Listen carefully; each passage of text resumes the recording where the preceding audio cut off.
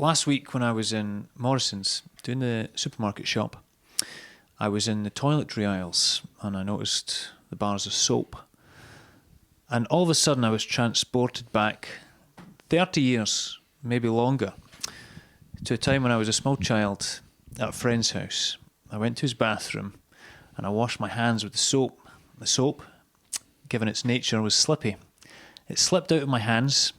It went flying into the air. As it came down, it slid down one side of the sink, slid right across the bowl, up the other end, and fell into the toilet. I was devastated. I was scared.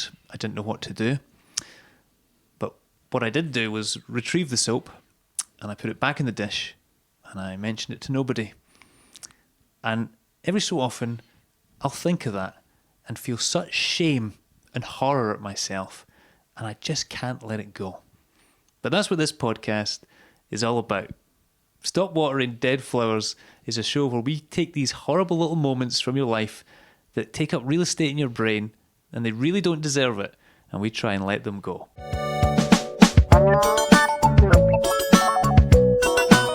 Stop watering dead flowers.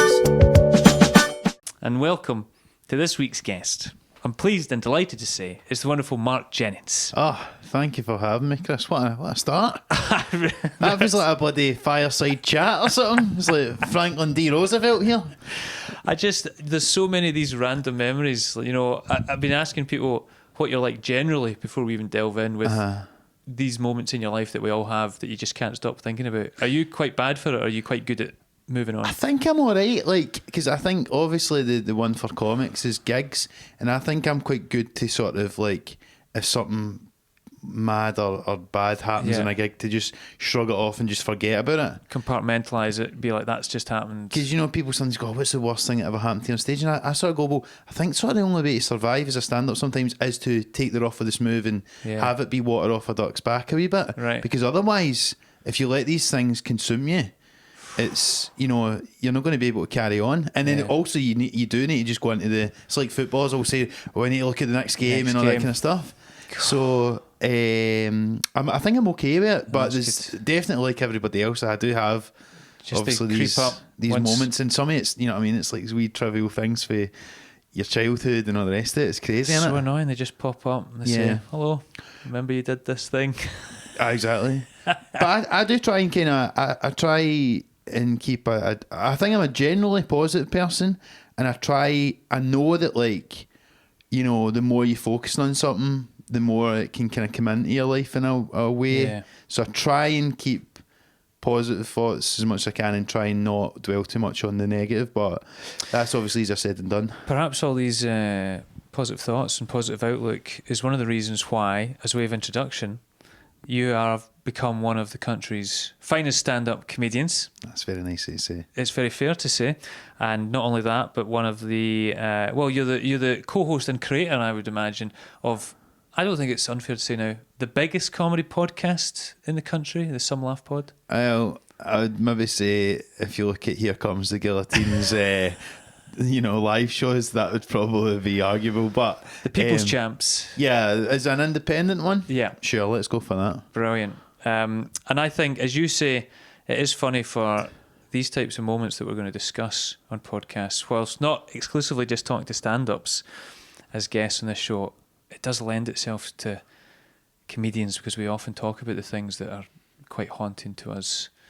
Yeah. So maybe there's things you've spoken about on stage, but maybe some of them you've buried away and you'll be revealed here today. But I think all the stuff I've got to talk about today I've never mentioned on stage before. Wow. So let's dive in. Let's dive in. This is great. This is supposed to be a comedy podcast, and I feel like I really want to break someone and get them to cry about something. This is the way you do it. This is the way you do it. Lure you in.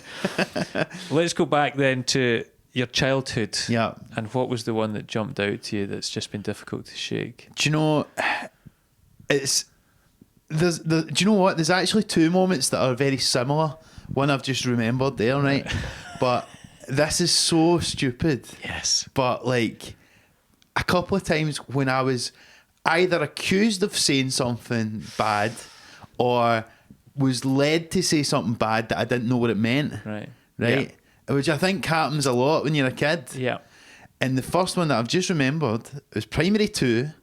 I remember where I was sitting. I remember who I was with, and there was something like, you know how when you would do like you'd have wee phrases, or you'd go jinx and these type of things. There was something that we said, and it was something like no tips, no backers or something like that. Yeah. And I said that to somebody, and then the other guy went, "Oh, he said tits," which.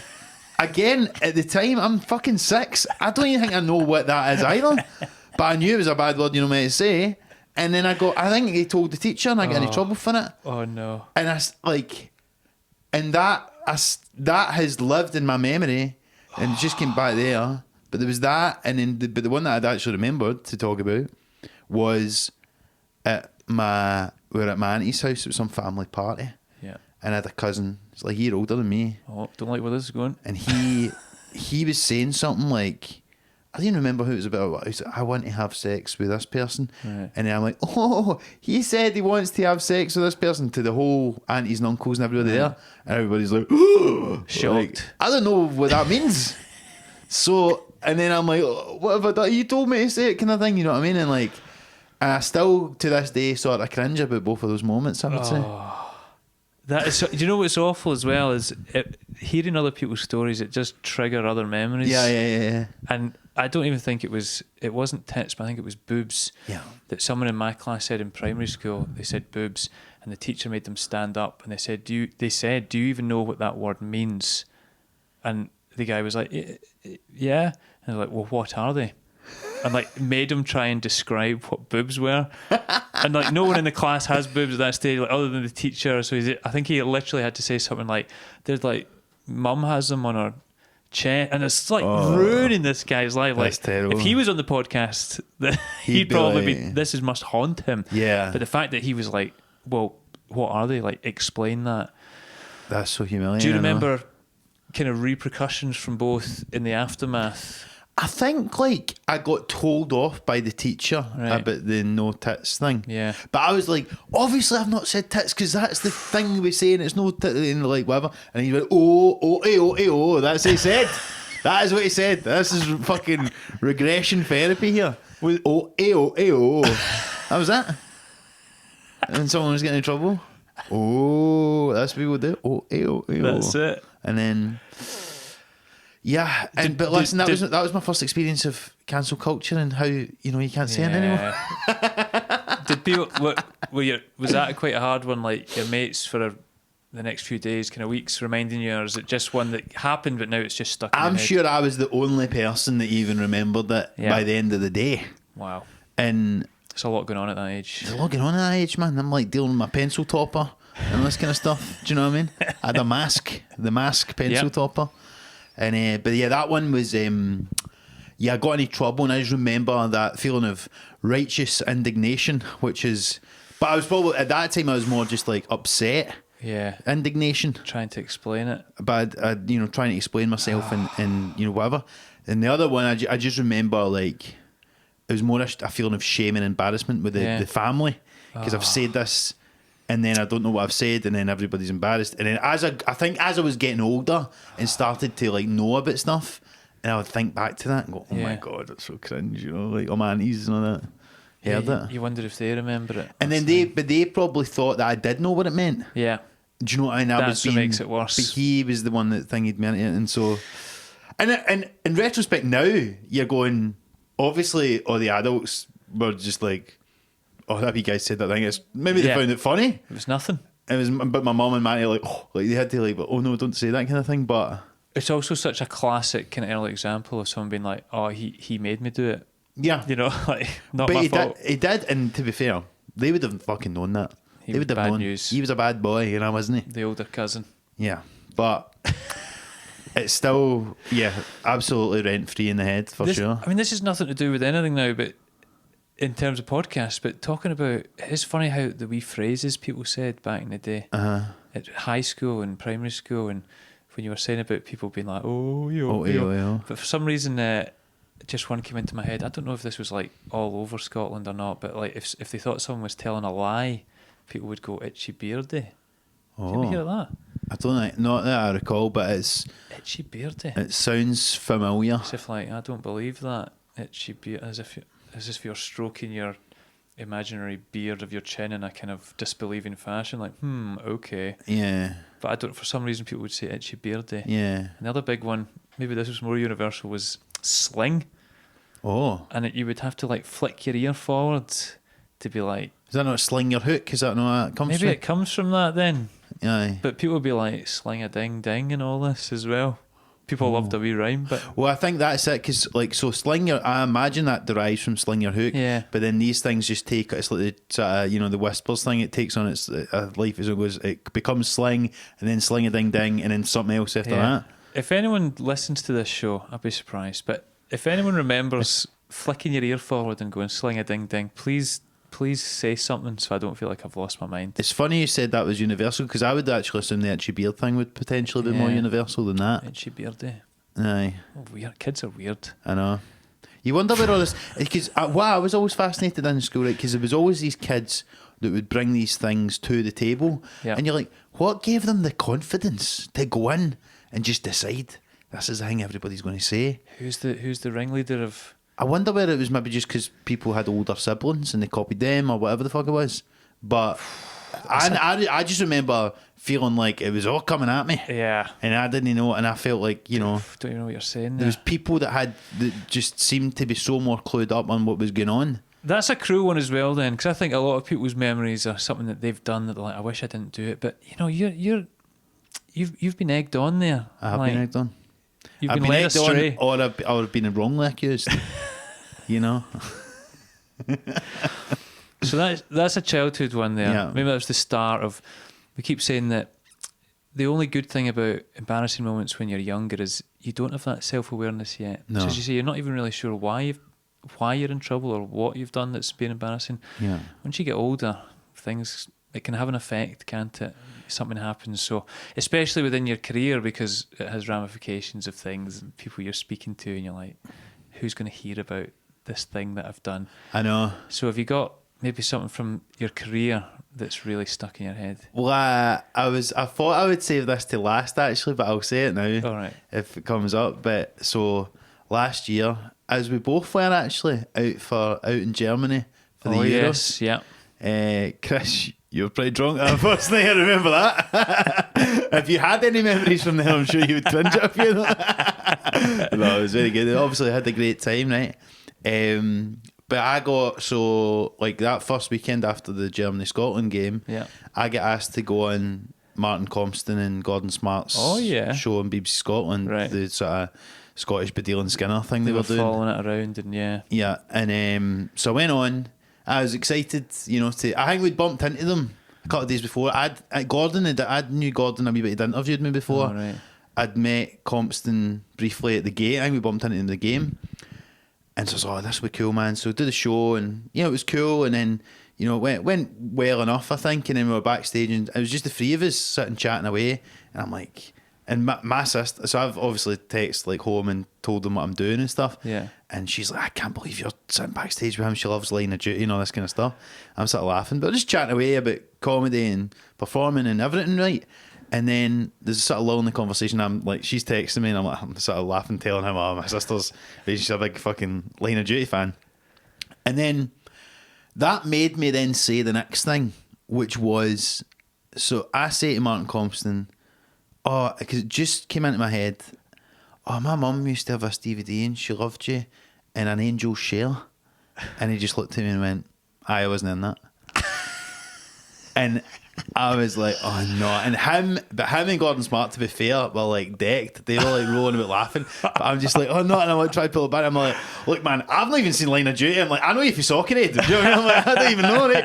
And they're like rolling about. And I was like, thank God. And I was like, so mortified though, because it's the classic. And he was in Sweet 16, which I knew because Steve, when he'd met him, said that to him, and he was like, I'm going to get in by saying the early thing he'd done rather than Line of Duty. And then it was mortifying, right? And then that night, but the England game is on, and they invited, I'll say to the guys and come around, blah, blah, blah. And then, so we all sat and watched the game. And then at the end, Stuart McPherson went up to Martin and says, Martin, can I say I loved you in An Angel's Share? And it took him a second, and then he went, ah! and like starts like howling and like slagging me off and all the rest of it.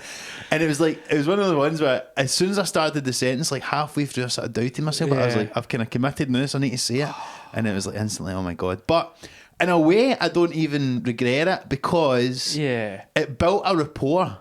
And like it is one of those ones like, it's no fun being the butt of that thing and being the person that made the mistake.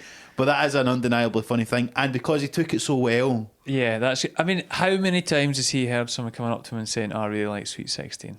So that would have just been like, all right, great, thanks. I wasn't even fucking in that one. So the fact that he did Angel Share, it's so much more memorable. You know, I'm so delighted that he did that. That's amazing. But that is like the total worst thing you can do to an actor. Yeah. Is tell them how good they were in something they weren't fucking in. And we'd been doing so well as children, because you know that way it's like, obviously you do comedy, you do meet a lot of famous comics and famous people now and again, and you know you learn how to be kind of chill and normal. And I was doing all that, and then I fucked it. He's such an iconic as well Scottish actor now as well, and those films are so big. I can't believe he wasn't an Angel Share though, to be honest, because I never watched it, but my mom had the DVD and I remember her, and I knew it was a Ken Loach thing. And I was like, oh, that's where he got his start in it. And that. I mean, there was a high chance he could have been in it. You know what I mean? Like if there's a Scottish film, like you could hazard a guess and gone like, I Loved You in Trainspotting 2, like, you know. Exactly. I didn't think they were mutually exclusive. You had to be in one or the other. I thought like, there's a good chance he could have been in both. Do you know what I mean? Raymond Mearns has been in more than one fucking Ken Loach movie. Has there been other? I mean, just as an aside, like other. Like maybe famous people or celebrities where you've thought, I've got to say something, or you've tried to say something, because it is the only time sometimes where you get a wee bit like anxious about what you're going to say, because you want to make a bit of a good impression, isn't it? I know. I'm trying to think. I get more intimidated around footballers. You'll have probably had more experience of this than me, or sports people, because like sometimes you get invited on as the comedian to do like BBC Scotland like football breakfast or one off the ball or something, and funny. Suddenly you're like these people have like played the game, played for Scotland or Celtic or Rangers or whatever, and then I'm just like, what am I doing? I couldn't kick my ass. Do you know what I mean? Like, and suddenly I'm sitting next to them and I need to give my opinion on, and they must just be sitting there going, who's this wee prick? And then like you're meant to be there to be funny. And if you're not doing that, then what are you even doing? Do you know what I mean? So it's quite intimidating, to be honest. It's funny, I feel like for comedians that's the big one, isn't it? Footballers. Yeah. Because a lot of us love football, and it's like, if you could have done anything else. Everyone growing up in Scotland, I think, is probably like, would have liked to have been a footballer at some stages in their life. Totally. So if what we do just becomes like par for the course, but meeting a footballer, you're like, I want them to think I'm cool. Absolutely. You just want them, because they were the cool kids in school. The guys were good at football. Do you know, speaking of that first night in Germany when we were over, and it was at that kind of mad night where everyone from Scotland, everyone that was everyone. I did actually, at the end of that night, go up to James McFadden and Robbie Keane and told them how much I loved them both and how much Robbie was great at Celtic for the 5 months he's there, and how much I wish McFadden played for us. And then they both just looked at me, but it was the end of that night. Yeah. How wrecked were we all? Well, I must have been fucked. Sometimes I can't even have this as a thought of what did I say, but actually a little bit I will get a God, what did I say? Because I might have had a few drinks on my journey over. It was quite a long journey.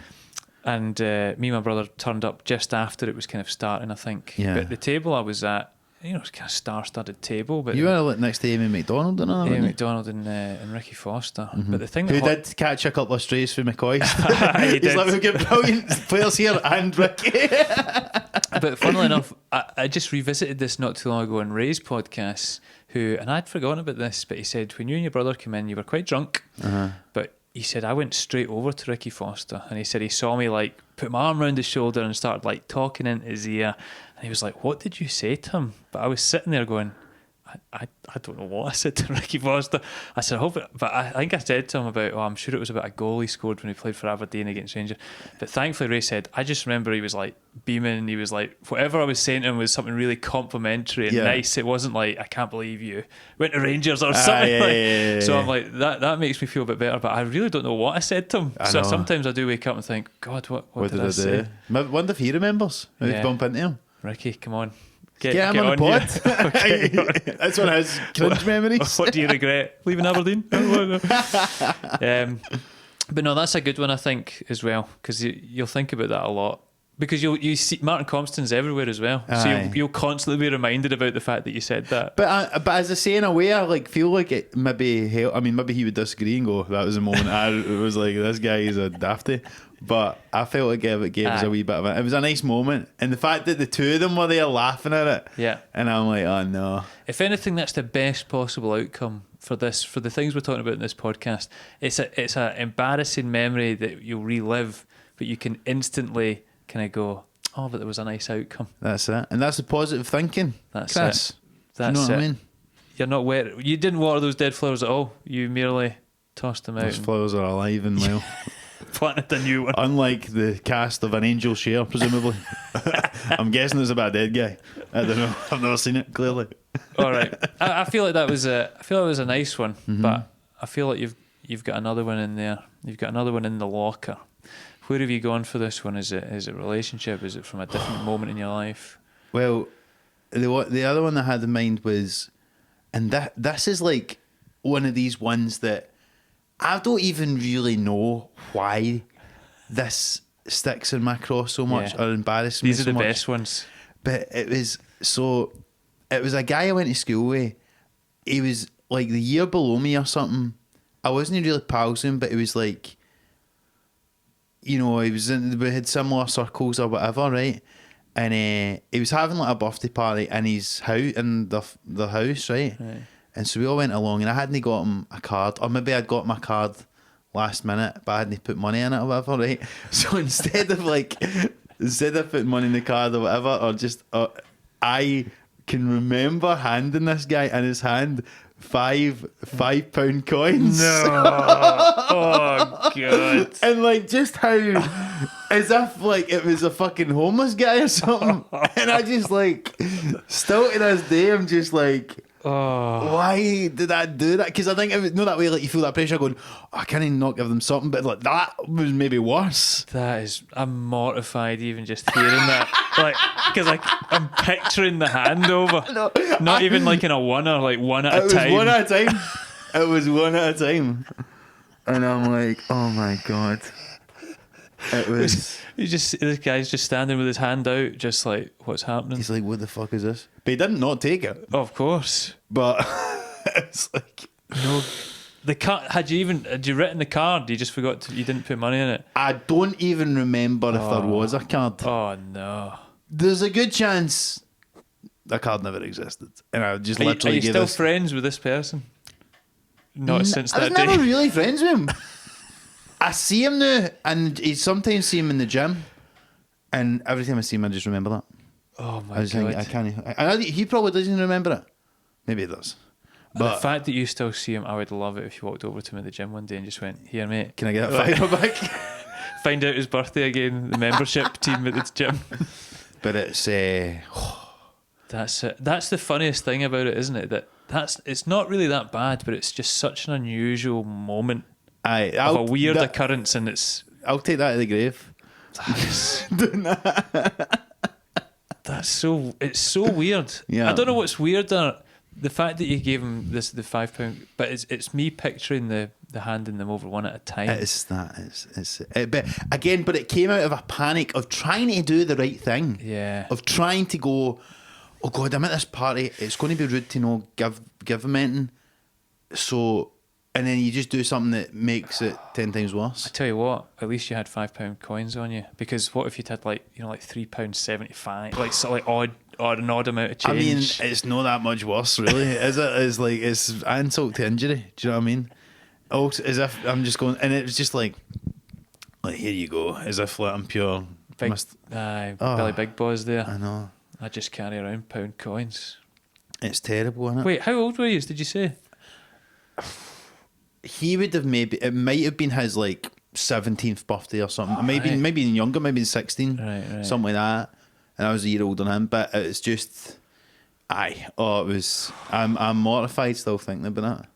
It's funny, people tell me these kind of horrible, mortifying stories, and it triggers memories. And again, it's not even one of my moments, but I feel kind of sad when I think of this moment where I was in a relationship once, and for our first ever Christmas, like I went all out on thinking I'm going to be really romantic and buy a lot of really cool gifts. Yeah. And about a month before we went to Edinburgh Zoo, it was one of our kind of first kind of really cool outings, like a really big date, like proper classic date. Yeah. And so we kept talking about the penguins all the time there. You know, the Edinburgh penguins, they come out and they do a wee march and all that. And I thought, I'm going to buy an inflatable penguin, right? So I bought like a life-size, a lot bigger than life-size, because it was like a human life-size inflatable penguin that I could then put a necklace round the penguin. And then I covered that necklace with a scarf. That's like a gift of a scarf as well. It's horrible because I'm picturing my mates going like, this is such a stupid, cheesy, Forbesy type of thing. Did you tell your mates? Did they know you were doing this at the time? I didn't tell them at the time. I told them after, and they were just like, "What about your folks?" Because sort of thing, sometimes you like your mum would go, "Oh, that's so lovely." My mum, so see, I think that's why I feel like I'm a kind of just pathetic, wee romantic guy. She's like, that'd be nice. The penguins. Oh, you always talk about the penguins. But I did this beautiful thing, a nice necklace. The scarf was a gift as well, and I covered the necklace so that even when she saw the scarf, and then she'd open that, and then it was a necklace. And I was like, this is amazing. Like, what a Christmas this is going to be. And that's not the embarrassing thing for me. Like, the reason I'm telling this is because what I got in return was a book and some toothpaste. Right. And then we broke up a week later. She broke up with me. She wasn't as into you as you were into her. I think I came on a bit too strong. The penguin. How did you reveal the penguin to her? The penguin was in her flat. Her flatmate had let me in. So in the room, it was like the penguin was set up, inflated, all there with the scarf on. And how did she react when she seen it? I got a sense pretty early on that she knew her present was not on the same level. Like, as she was like, because they went to the zoo, and like almost like, I think she was already feeling bad for me. Yeah, I think she was. I think maybe this guy's too keen. I'm keeping him at book's length. Listen, I think the penguin is the only. Maybe she was like, God, now I need to make it. I'll stretch out another week or something before I break up with this guy. Yeah, that boy an extra week. You know, she was like, I've got you a book, and it wasn't a book I wanted. And then the toothpaste was it was a whitening toothpaste as well. A sort of sign. So it was kind of like almost like an insult as well. As a gift. Wow. I don't know what this podcast is anymore. I tell you what though, that has spurred on, like, there was another one up my sleeve that was a sort of relationship one I'm going to tell you, but it's also reminded me of this other one, just to hopefully make you feel better. The most cringe thing I've ever done, and the reason I brought up my mum, because I remember, like, so I was sort of seeing this girl, and I don't even know, would be nights out together sometimes. Right. I think we'd maybe went on one date or something. Yeah. But I was quite keen on her. A few of her pals were like in relationships with my pals, which is always an awkward one as well, I think. Yeah. See, when like you're on a first date or you're sort of just trying to be with someone, and then you're surrounded by people that are in a long-term relationship. Yeah, it's never a nice situation. Like, you go on a double date, they've been out for 2 years, you're like, it's always terrible. Right. It's always it's a terrible feeling, especially when you're the one that would like something more and they don't. Yeah. And everybody knows what's going on, and you just feel like the spare prick. You can smell it off you. It's terrible, right? But I was like, I think I was kind of trying to show her that, like, I was like, you know, you're not like the other girls to me. See when people start telling me these memories, I already start to kind of shrink up. Yeah, like, what's happened? Because I was like, I think I was sort of like kind of going like, you know, we're going on nights out and stuff like that, and you know, I might be like, you might have seen me kissing some other girl in a nightclub once, but I really like you. Not taking into account whether she gave a fuck at all. Yeah. And so I think she worked as a teacher, and it was Valentine's Day, and I got some flowers sent to her school. Oh, wow. To the point, but I was obviously so not in her, like, so she then put them up on whatever Instagram or social media it was at the time, and she was like, she did not know who they were from. And then obviously when I reveal that it was me, she's like, oh. But I remember, like, my mum being like, that's dead lovely, you should do that sort of stuff. What a big gesture. That? What a big gesture. It's a big gesture. Flowers to the school, man. But, and not to get too whatever, right, but we hadn't, like, been together or anything like that. Yeah. I think you need a clear sign of the interest is mutual, and that type of thing would be, because that's the sort of thing, obviously, is a very romantic gesture. Yeah. If you know the other person is into you. Yeah. But if you don't, and when your shoes on the other foot, if somebody was to give you a present and you're like, all right, you're not even. Oh. And it's terrible. It's kind of like it's probably the same feeling as the penguin thing. When you don't know, you know what's horrible with this podcast? I said in the last one, I was like, I don't even really want to talk too much about my own ones. I just want to dig into other people's past. Yeah. But the minute you hear other people's stories, it reminds you. And obviously relationship ones are the most intimate and kind of vulnerable ones to tell. And someone else has got that memory as well. That idea though, especially when we were younger. Yeah. And certainly, my generation, I think maybe just, one before you, where mobile phones, when I was first starting to trying to ask people out, you didn't have the luxury of being able to text people. Yeah. You had to do the thing of phoning someone's house. Oh, God. And parents answering. This one pops into my head every so often when I think, if I ever have to use a house phone, really, which is so rare, but if I do, I picture having to phone. Again, it's so hard to judge who likes who back then, because you don't get to text back and forth, bit of banter. I'd met a girl, I played basketball, as you know, I think. Yep. And there used to be a girl, they miraculously seemed to have cheerleaders at the place where we played basketball. Wow. And I got to chatting to this girl called Karen. And I feel like I shouldn't say her last name, just in case. But Karen, I just felt like, we had this great connection, but I'm basing it over 2 hours of an evening in a sports hall when I was playing basketball. She's cheerleader. I met her through a mutual friend. And how many other people are you really even meeting? Exactly, It's like you pin all your hopes on this one. It's a pretty small environment in Scotland, a basketball event in a sports hall in Linwood. Yeah. But that's as tale as old as time, isn't it? The sportsman and the cheerleader. Well, I was trying to Americanise the whole situation. But of course... You go back and watching Sabrina the Teenage Witch and go, that's us. That's us. But of course, what you have to do back then was I had to ask a mate if he had her house phone number. Aye. And then he did, and then the next day phone it up, and I just always remember phoning it up and saying, her mum answers the phone, which was the thing back then as well, and she was like, hello, or probably said her house phone number, which people did back then, and I was like, oh hi, can I speak to Karen please? And she's like, yeah, who's this? And I was like, oh, it's Chris, I met her last night, and already feeling shrinking up and thinking this is awful. Oh, no. And then her coming on the phone and having to describe who I was, being like, hi, it's Chris, and she's like, sorry, who? And I was like, I was last night at the basketball, and we were kind of chatting for a wee bit, but because it wasn't we didn't know each other. No. And there's no other way to touch base, and I just really took the plunge and said, I just wondered if you want to go out sometime. And she was like, oh, no, she just she can't say. There's no easy letdown in a text that's convoluted or a wee mess. She's like, oh no, she went, no, I don't think so. And I was like, okay. No worries, but bye for now. Oh, Chris. And it's just over the phone, it's devastating. That's terrible. Because you're in your own house as well. I know. It's awful. And then but then the pressure's on, because then she's probably got her fucking folks looking at her during this conversation. You don't know exactly. So maybe she did want to go out and she was just too... The embarrassment of having to make those calls in front of people, or knowing, my brother can see the cord from the phone, desperately trying to get into a cupboard to Yeah. Oh, Chris, I'm so sorry. That's all right. That's just... I'm trying to let it go. Do you know what though? Fair play to you for trying. Yeah, that was bold. It was bold, but thank God we don't need to do that type of thing anymore. Absolutely. I mean, it's to go from that to then meeting my wife on Tinder. I feel like there's a story there. I was so scarred by actually having to speak to someone. I bet she made the first move, so you're like, I'm not picking up that phone. But I tell you, the one that does really, this is another one that's very silly as well, but just again, sticks in my craw. Just think about it a lot. And this was the first time that I your first wee crush, and that you really like somebody and all this kind of stuff.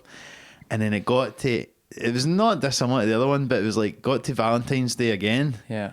And I think we were over at hers. I think our parents might have been away or whatever, but it was we were just it was sitting in watching a movie. That was maybe a wee bit of kissing. That's it. Right. And that is as far as we... Smooth. I'm going to reveal now. That's as far as we ever got, right? But I had obviously bought her this Valentine's card, right?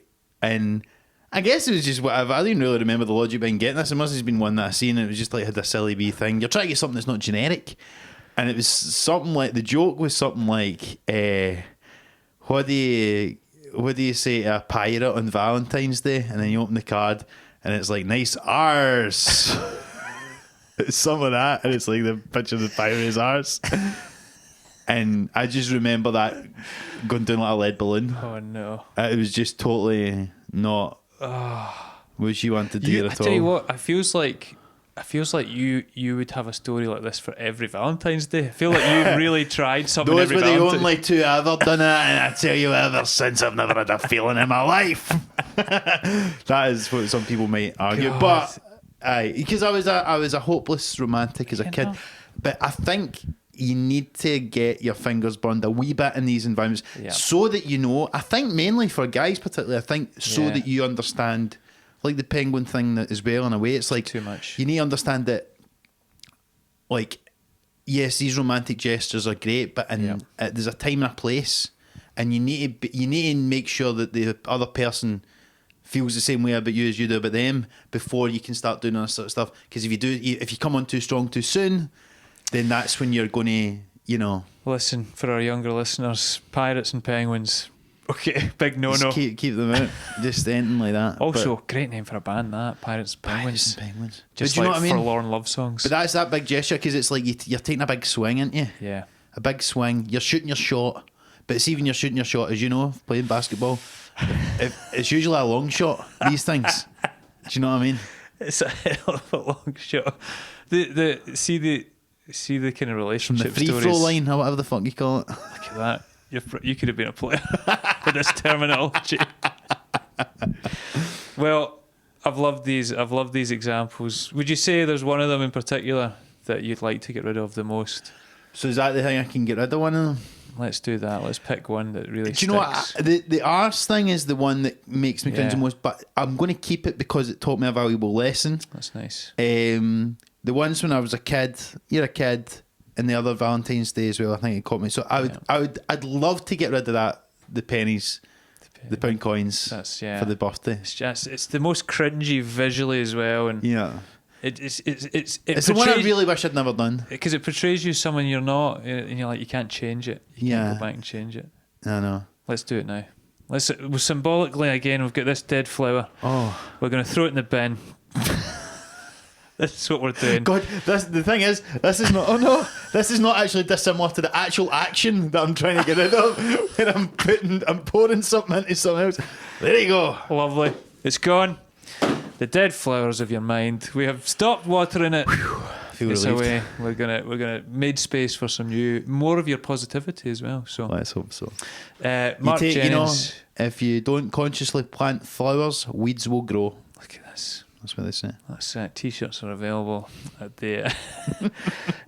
Mark, also, whilst you're here, please tell us what have you got coming up. What can we give a wee plug?